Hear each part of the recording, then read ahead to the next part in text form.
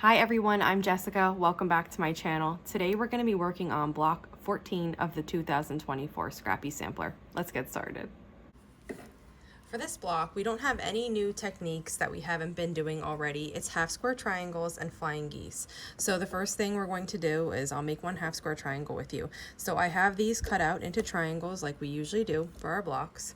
I'm going to place one on top of the other and match them at the point and then at both sides. And then once that's matched, I make sure this long side's matching. If it is all matching, I'll start sewing it with 1/4 of an inch seam allowance. When that's finished, I'll just open it up with my fingers, give it a little finger press, and then trim the overhangs at each edge. So there's 1 and 2.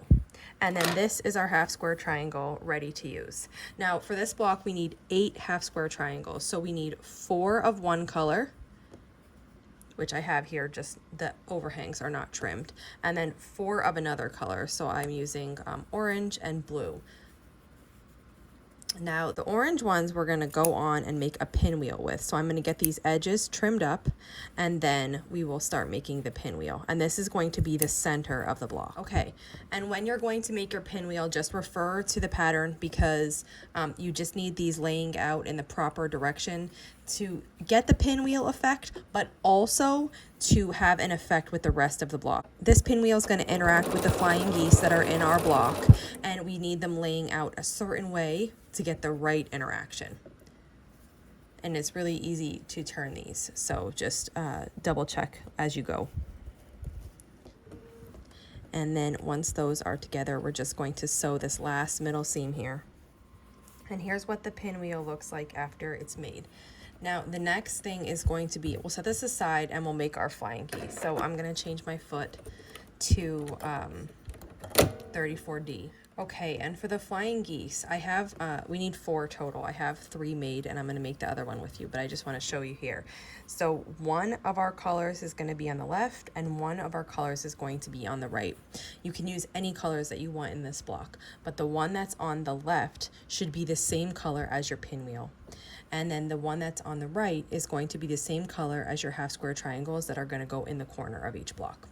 So I am going to make sure that when I'm doing this, since my pinwheel is made out of orange, I'm going to make sure that my orange is on the left of this flying geese.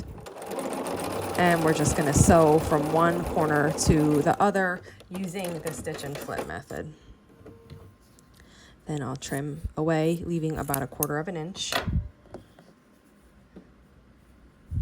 I'll finger press this open, and then we're going to put the other color on the right here.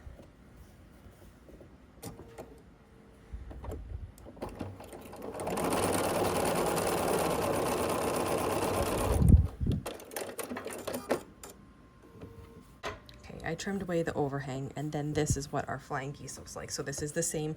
They're all 4 of them are identical.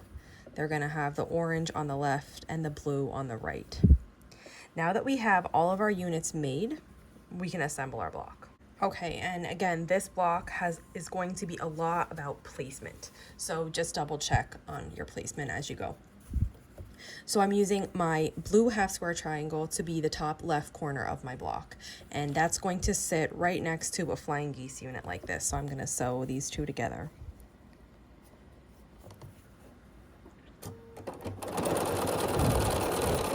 The next thing is we need another flying geese unit and our pinwheel center. So these 2 are going to get sewn together like this.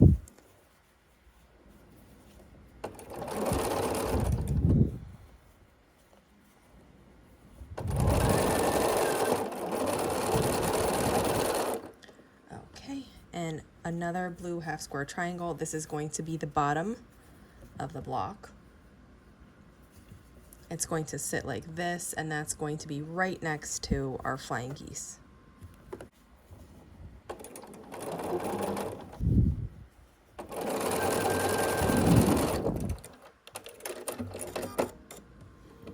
Now the first 2 columns are sewn together, and we're going to add the 3rd column. So our corner here is going to be another half square triangle, and it's going to be placed like that. So let's put that on here.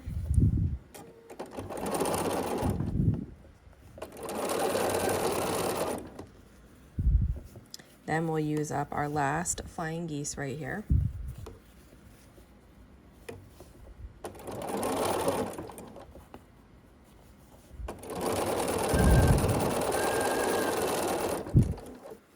And our final piece is going to be another half square triangle placed just like that.